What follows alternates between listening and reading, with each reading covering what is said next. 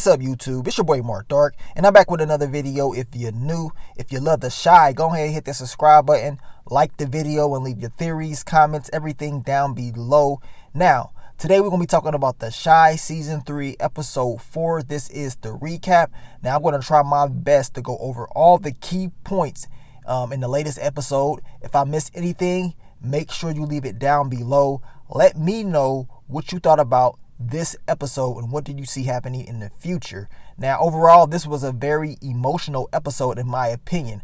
Now, initially I thought this episode would have more action, but it was more emotional for me than anything. So we're going to talk about it, and we're going to try to keep it quick and focus on the key points. Now, we begin the episode with another flashback with your girl Keisha. We see she got the music blazing loud up in her room, rapping and stuff, and then your girl Dre, she pops up, and Dre's like, look, you got to turn this down. And we start to see why Dre and Keisha, or at least why Keisha doesn't really like Dre in the first place. She's telling Keisha to turn the music down and stuff like that, and that, she pretty much pays half of the rent there and the bills, so she has say so. And then she sees this tattoo on the back of Keisha's back, and Keisha's like, man, I hope you ain't gonna tell my moms, are you? And Dre's like, look, I ain't gonna snitch on you. I ain't got, you know what I'm saying? I got other stuff to be worrying about. So we see the introduction of this episode, which is gonna, open up later on at the end of the episode. Now, your girl Dre, she has a nightmare of Keisha getting hit by a car. She wakes up and she's like, man, you know what I'm saying? It almost felt real for her. Now, like I told you guys, I don't believe Dre is a dirty character. I think she really does care for Keisha and wants to find her. Now, we see the scene between her and Nina. Nina is in Keisha's room. I mean, she's just getting tired of waiting. Tired of paying off this private investigator all this money. It makes no sense. So, of course, she is very emotional. Now we get to your boy Ronnie. And Ronnie, he's trying his best. He's going to go to this character. His name is Jeremiah, as I told you guys earlier last week. He goes into this guy's house. This dude got all the sex stuff. This dude is a rapist. Now, Ronnie ends up telling Dre later on about this dude. The dude is just a flat-out dirty character. And Ronnie takes pictures of this guy's pictures of other young girls. He has a thing for young girls. So he's just a sick individual, and Ronnie plans to take this information to Dre. Now we get to your boy Kevin, Jake, and Papa, and your boy Kevin really likes Gemma. Your boy Jake kept calling her the B word, and man, Kevin he pushed up on Jake. He's ready to fight for this girl. He's not playing around. He's already pissed off with the whole Keisha thing, and he ain't got time for his boys to be disrespecting his girl like that. Now, we get to these guys right here. They come into Otis Perry's pizza shop or whatever, and very disrespectful, talking about Keisha, talking about she's probably chopped up, calling her a B. Just very disrespectful. Your boy Kevin, he had to put hands on him. And this dude is definitely older than Kevin. He's bigger than Kevin, but that doesn't really matter. When you're so upset, sometimes you just get that rage, and he let it out. He dropped dude, and they got up out of there. Why are you in there even talking that negative about this young girl as it is? That total disrespect in my opinion. Kevin, like I keep telling you guys, this is a guy that is going to be trouble. If something happens to his sister, he's going to be dangerous. He's already lost so much in a short amount of time. We get to your boy Darnell, and y'all already know how Darnell is, man. This is a dude. He's a guy that you don't really want to be getting advice from, especially from his past. And he got that Bluetooth speaker. I thought this dude was going to take this off his ear, but he still got it once again. He's telling Emmitt that, look, not Keisha, but Tiffany is definitely out there cheating. She's a Scorpio. She ain't giving you no sex. Something definitely up with her. You know what I'm saying? So, of course, Emmitt is going to take that to the heart and believe his daddy and believe that something is not right. Now, Tiffany goes and she sees this guy right here, Dante, and Dante is buying weed from her. This is what he's doing. But Dante is trying to smash. He's trying to get up in those cheeks no matter what. And just like I would say the majority of the fans predicted, that Tiffany is going to do the right thing. She doesn't want to sleep with this guy. She's trying to focus on her relationship. She doesn't want to mess this up. So she doesn't mess around with Dante, which now makes Emmitt seem kind of, stupid looking. Now, your boy Ronnie takes this information that he got from Jeremiah's spot to Dre. He says, look, we need to just go approach him. We don't need to mess with no police. Let's just do this because we don't want to give him an opportunity to plot and plan against us. So they go confront him. Dude not trying to give up no information at all. He's talking about, I delete all my browser history. I mean, he's pretty much saying that, look, I am a pedophile. I am dirty. But somehow, some way, he's able to get away. He kicks Ronnie below the belt and Ronnie falls to the ground and he's able to run to his car and get up out of there. I'm like, really? Really? This guy gets away, you know what I'm saying? But we know down the line they will catch up with him. Now we get Candy Burris and her character, Rosalind. She's here, and I'm going to call her Rose just like Duda. She's here for Emmitt. You know what I'm saying? And of course, Duda's not with her. He's technically married to her, but he needs her for his political run. Now we get to Nina, and Nina is very fond of Gemma. She likes her. You know what I'm saying? She likes Gemma, and of course Kevin does as well. We talked about this scene earlier this week. We know that this girl is very smart, very political correct. She wants the best for Kevin. She wants to make sure he's talking right. But at the end of the day, I mean, Kevin got to be perfect with this girl. He can't be slipping up, talking crazy at all, because she will put him on blast at any given time. Now, Kevin, he invites her to this museum, and it's going to be a date. And she explains to him, like, look, my daddy got that money. My daddy got that bread. Jake knows this as well. And Jake's like, man, okay, your dad got this money. All right, let me go get Duda on. So now Duda is talking to Gemma's father, who has all this money. Now, you already know what this is. This is a power move. This is Duda networking for him to be able to, continue his political run and heighten his chances of becoming the mayor of Chicago.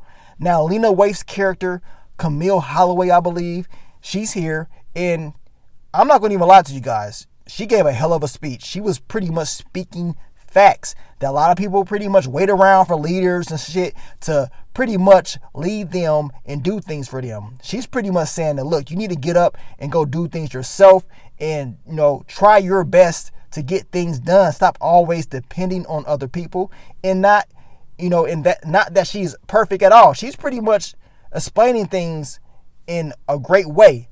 Made me feel like, okay, she's solid. But we know it's some things down the line with her, right? We get to Kevin. We get to Nina. Kevin doesn't really want to tell Gemma about Keisha. He's not comfortable with that yet. But we know down the line and later on in the episode, he's going to be able to actually tell her about Keisha. Now we right back to Lena Waithe's character, and we see Papa's father getting money from her. She's paying him money. What is going on right here? Y'all let me know. Papa pops up out of nowhere. He's like, why is she paying you? Like, what's going on? And his father tell him, look, this is grown folks' business. You need to go ahead and get up out of here. You guys let me know. Can Lena Waithe's character be trusted? And y'all know me. No one can be trusted, but something's very fishy here. We need more information about that because that didn't seem right to me. Now, Rusty asked Ronnie, he's digging in trash cans. And look, I understand I crack about Ronnie, but at the end of the day, I want him to do good. Put it like that. Now, he's able to get a meal, but also he's able to find a weapon that he plans to use against Jeremiah. I know that's all in his head that he needs to get back and get information for him from this guy. So that's exactly what he plans to do later in the episode.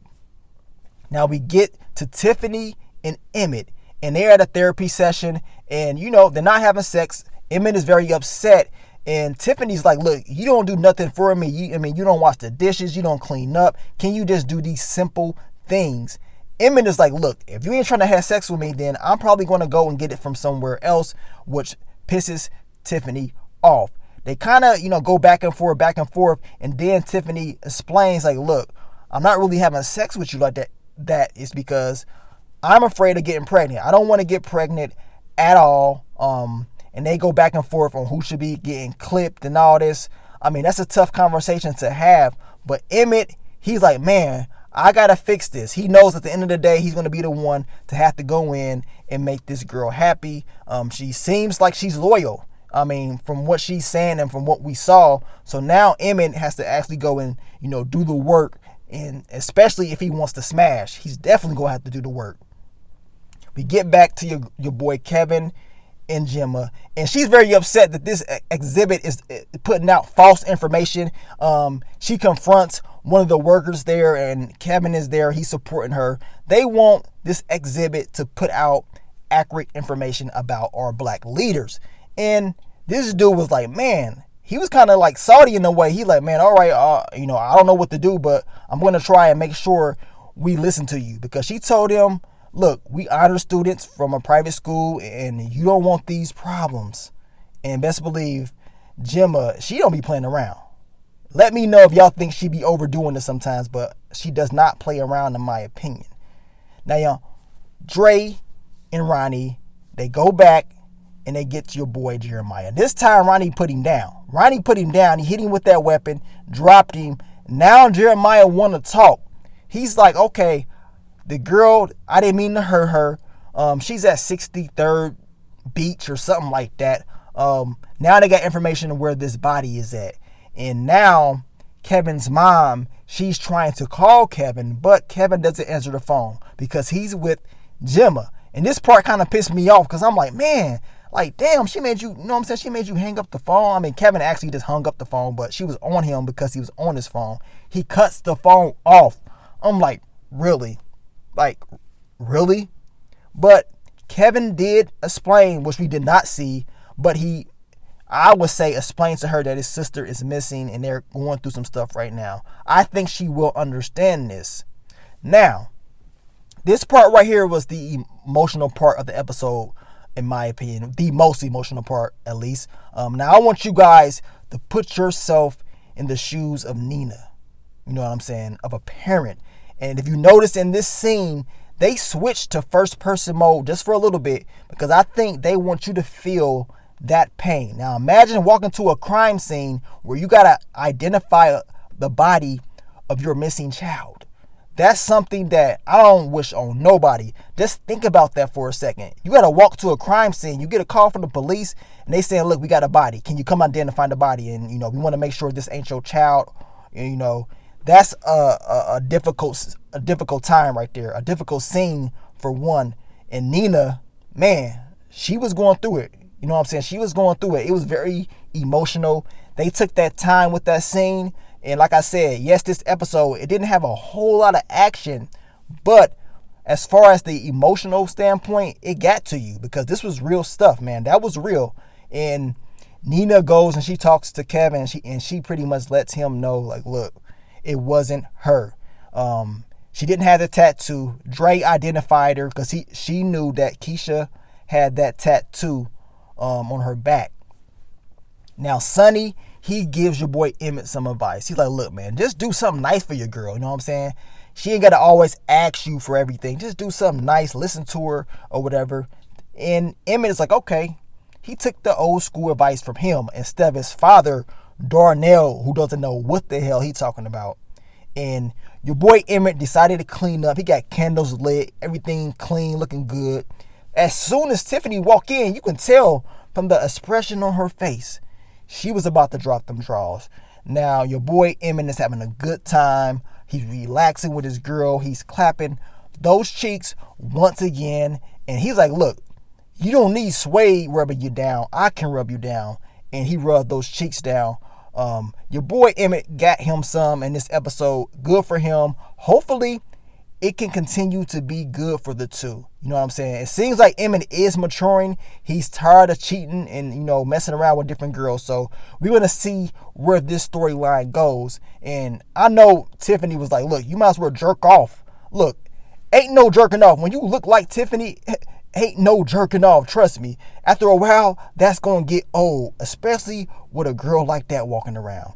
Now we get to Rose and Duda, and she's talking about, look, you really want to be a father? You actually, I always thought you would be a good father. And she was trying to get at Duda, and Duda had to tell her, like, look, don't press me. We can't, get too close now. This is just business. And the reason that I'm doing this is because people always told me that I couldn't do it. So this is personal for Duda. He wants to show people that he can become mayor and that he can prove everybody that doubted him wrong when he was a kid. Now we get back to Ronnie and Papa's father, and Ronnie's like, look, man, yes, I heard a voice or whatever, pretty much God telling me to do this, it's my journey to do this, to find this girl. And Papa's father was like, look, we'll continue to do it. Even though you found the wrong girl, which Ronnie said he found the wrong girl, Papa's father was telling him, well, continue this journey, continue to do it. You can do good things. So Ronnie will continue to try to find Keisha for the rest of the season of The Chi until she's found. And then we get to the end of the episode with Dre and Nina. They talking back and forth about the tattoo that Keisha had. And that's the least of Nina's worries. She don't really care about that tattoo. She's like, my daughter's still out there, hopefully. And this girl that was found dead, that's someone's child. You know what I'm saying? That's the moral to the story. Like, yes, Keisha is still out there, possibly, but this girl we found is someone's child. And that's the harsh reality that we got to face. Because sometimes we be like, well, that ain't my people's. We see stuff on TV when people missing or getting killed, and we be like, they ain't my people's, I'm good. But when it happens to you, it hits you. And that's sad, man. That's a sad thing. Hopefully Keisha is found. My prediction, I say she will come home eventually. I think they will find her alive, but that's just my prediction. Overall, like I said, this episode didn't have a whole lot of action besides Kevin dropping somebody and Ronnie putting those hands on Jeremiah. It was just more emotional than anything from the speech that Lena Waithe's character gave, which was so real in my opinion. And, Dre and Nina having to walk to that crime scene and identify that body, that was tough. That was very tough in my opinion. That's something that I don't wish on nobody, and I hope no one has to actually go through that. But you don't want that to happen to your child, man, at all. But overall, this episode was solid, and I will be breaking down some more videos, some more topics for you guys later this week. Like I said, if I missed anything, I want you guys to leave it down below, and I will discuss whatever later on this week. But keep supporting your boy, and I will continue to bring you more of the Chi content in the future. But it's your boy Mark Dark. I'm out. Peace.